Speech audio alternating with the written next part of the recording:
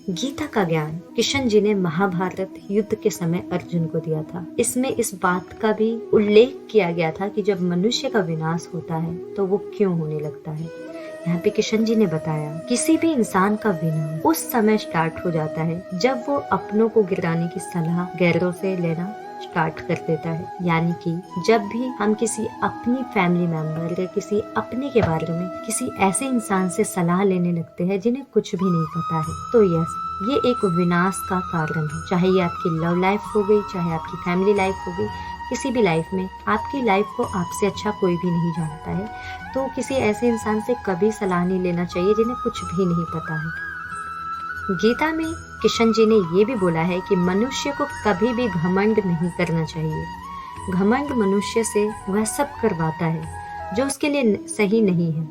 अंत में ये कहा जा सकता है कि घमंड ही मनुष्य के विनाश का कारण बनता है। इसलिए जीवन में जितना जल्दी हो सके अपने घमंड को, अपने अहंकार को मनुष्य को त्याग देना चाहिए।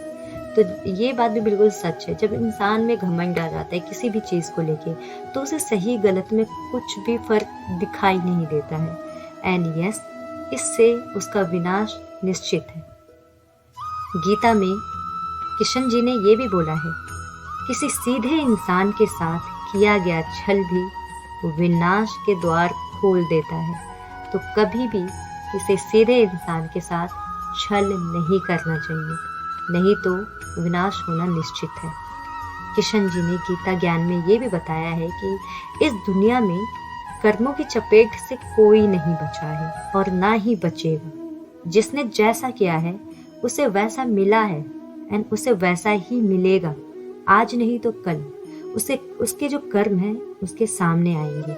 इसलिए जितना हो सके उतने अच्छे कर्म कीजिए। किशन जी ने गीता में ये भी उपदेश दिया है कि किसी का साथ ना मिलने पर कभी भी दुखी नहीं होना चाहिए, क्योंकि कोई साथ दे या ना दे, लेकिन हमेशा आपके साथ किशन जी हैं, हमेशा आपके साथ गॉड है।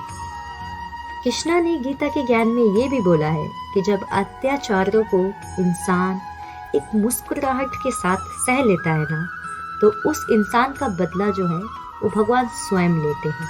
इसलिए किसी भी स्थिति में जो स्माइल है उसे बिल्कुल भी नहीं छोड़ना चाहिए।